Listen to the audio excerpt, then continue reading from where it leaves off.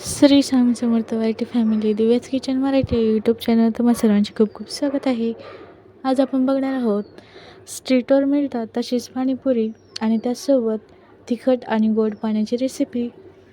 अतिशय खाण्यासाठी चविष्ट आणि घरच्या घरी बनवली त्यामुळे हायजेनिक देखील आहे. चला तर मग रेसिपी सुरू करूयात.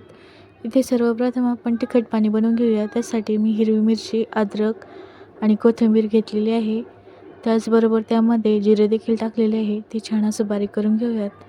आता आपण त्यामध्ये पाणी टाकून पुन्हा एकदा छान असं बारीक करून घेतलेलं आहे व ते छान असं गाळणीने गाळून घेऊयात.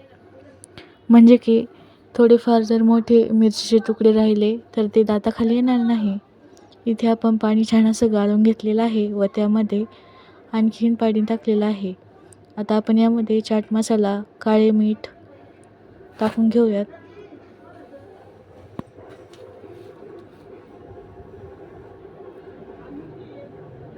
व छान असे मिक्स करून घेऊयात.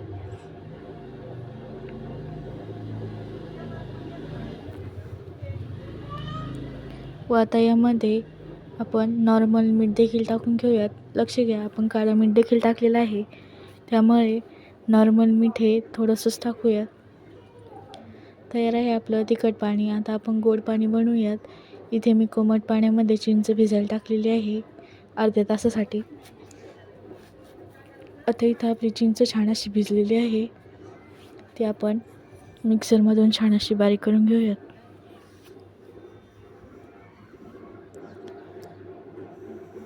इथे मी सर्व चिंच घेतलेले आहेत भिजू घातलेल्या बारीक करायला. चिंच छान अशी बारीक झालेली आहे. आता आपण त्याचे राहिलेलं पाणी देखील टाकून पुन्हा एकदा छान असं बारीक करून घेऊयात.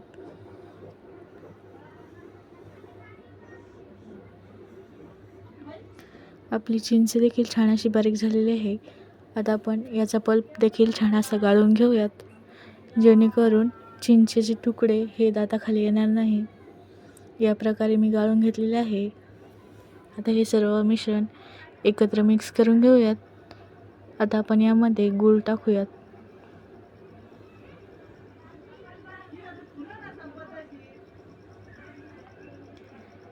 इथे मी पावशेरमधला अर्धा गूळ टाकलेला आहे. आता त्यामध्ये गूळ मिक्स करून घेऊयात व काळं मीठ टाकून देऊयात. आता त्याचबरोबर चाट मसाला देखील टाकूयात आणि भाजलेल्या जिऱ्याची पूड व थोडीशी काळी मिरी पूड देखील टाकलेली आहे.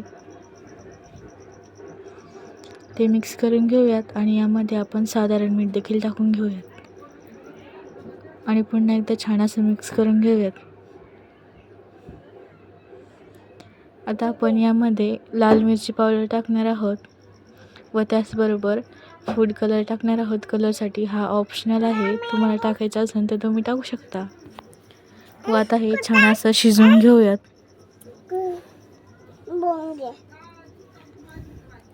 आपली गोड चटणी ही छान अशी घट्ट होईपर्यंत आपण शिजवून घेऊयात.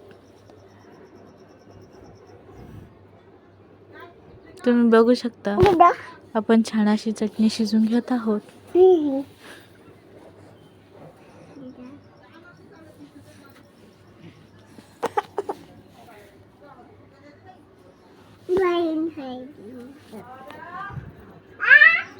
इथे आपली गोड चटणी तयार झालेली आहे. इथे मी इन्स्टंट पुरी घेतलेली आहे तळण्यासाठी. तुम्हाला जर पुरीची रेसिपी हवी असेल तर कमेंट नक्की करा, मी तुम्हाला पुरीची रेसिपी देखील टाकेल. तर मी ह्या इन्स्टंट पुऱ्या घेतलेल्या आहेत, त्या आता मी इथे छान अशा तळून घेत आहे. इथे मी सर्व प्रकारच्या पुऱ्या अशा तळून घेत आहे. इथे सर्व पुऱ्या तळून झालेल्या आहेत पाणीपुरीच्या. आता मी इथे 5 ते 6 उकडलेले बटाटे घेतले आहे. त्यामध्ये हिरव्या मिरचीचा ठेचा, लाल तिखट, चाट मसाला, काळं मीठ टाकलेलं आहे आणि छान असं मॅश करून घेतलेलं आहे. त्याचबरोबर टेस्टसाठी मॅगी मसाला देखील टाकलेला आहे.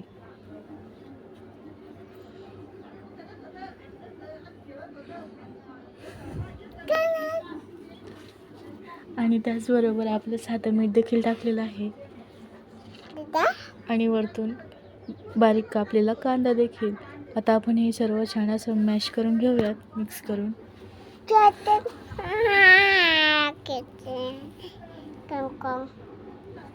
पाक पाक